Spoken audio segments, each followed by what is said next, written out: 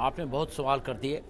पहला तो इसके प्लसेस क्या हैं, माइनसेस क्या हैं, सही कदम है या गलत कदम है, इन्फिल्ट्रेशन रुक जाएगा या नहीं रुक जाएगा, और क्या पाकिस्तान के जो अटेम्प्ट्स हैं उस पर पूरी चेक हो जाएगी। खैर, मैं पहले तो ये बताना चाहता हूँ कि कोई भी चीज़ देश में होती है तो उस पर जो राजनीतिक नेतृत्व है उसका क्या रुख है, यह सब ज़्यादा मैटर करता है।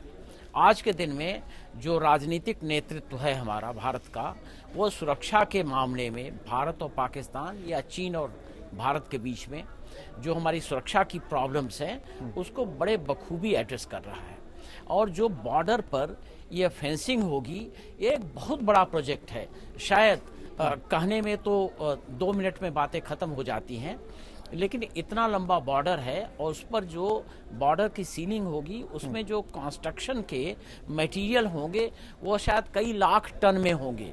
तो एक, और दूसरा इसका जो एक संकेत जाएगा वो ये जाएगा वहाँ के जो रहने वाले हैं कि भारत सरकार भी इस बात पर दृढ़ है कि क्रॉस बॉर्डर कोई इन्फिल्ट्रेशन न हो और पाकिस्तान की जो नापाक हरकतें हैं उससे हम आगाह रहें। तो ये एक मैसेज भी जाएगा। और दूसरी बात ये है कि जो भी फेंसिंग होती है, कोई भी सुरक्षा की कार्रवाइयाँ होती हैं, उस पर ऑब्जर्वेशन, निगरानी, सर्विलेंस और उसका अपकीप और उस पर अलर्टनेस, ये उसी के साथ साथ इनहेरेंट होती है और ये लगातार करने पड़ेगी।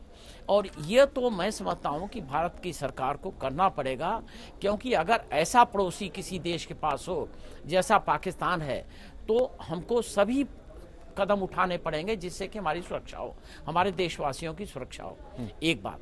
और दूसरी बात यह है कि ये जो ये प्रोजेक्ट है ये 2018 तक, माने कि 2 साल में पूरा करना, ये अपने में भी एक बड़ा चैलेंज होगा।